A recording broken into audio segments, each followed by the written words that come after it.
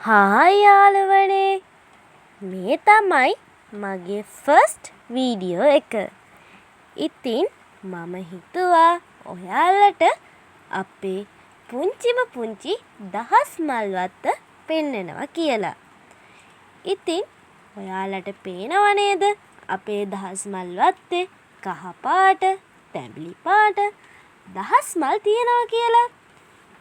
ඉතින් දැන් ඔයාට අවශ්‍ය දහස් මල් ඕනේ නම් අපෙන් දැන් ලබා ගන්න පුළුවන්. ඔයගොල්ලන්ට අවශ්‍ය මල් මාල, මල් වට්ටි, මල් සෑවල් දැන් අපෙන් ලබා ගන්න පුළුවන්.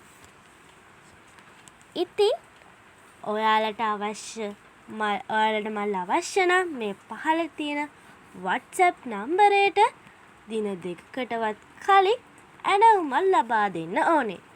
නැත්තම් ඕගොල්ලන්ට ලස්සන මල් ටිකක් නැති වෙන්න පුළුවන්. හොඳේ.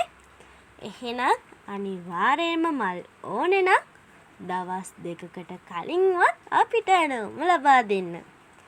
ඒක ඔයාගොල්ලෝ හොඳට මතක තියාගන්න. ඒ වගේම මගේ පුංචිම පුංචි ඉල්ලීමක් තියෙනවා. ඒ මොකද්ද දන්නවද?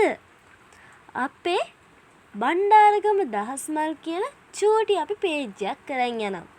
ඕගොල්ලන්ට පුළුවන් නම් ලයික් එකක් දාලා, කමෙන්ට් කරලා, ෂෙයා කරලා පළව පාරක් දෙන්න කියලා මම මතක් කරනවා.